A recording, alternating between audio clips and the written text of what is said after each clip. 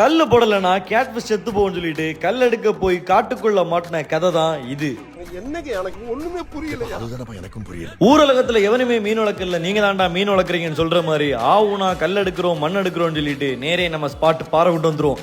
ரீசெண்டா பெஞ்ச மழையில இடம் ஃபுல்லா தொழிலாவி தண்ணி கொஞ்சம் அதிகமாவே தான் இருந்து இங்க நாங்க வந்த கான்செப்ட் கல் எடுக்க வேண்டிதான். ஆனா இந்த மாதிரி கல்லு கிடையாது, டேங்குக்குள்ள செட் ஆகிற மாதிரி சின்ன சின்ன கல்லு தான் எடுக்க வந்தோம். அதுவும் முக்கியமா கல்லு பாலிசா இருக்கணும். இந்த இடத்த பார்த்தாலே தெரியும் இது ஒரு பாம்புகளோட கெஸ்ட் ஹவுஸ். அதுக்கான அடையாளங்கள் எல்லாமே இருந்து கொஞ்சோண்டு கல்லுகளை எடுத்து தண்ணியில கழுவும் போதே தண்ணி கலங்கிடுச்சு, பாம்பு வந்தாலும் தெரியாது.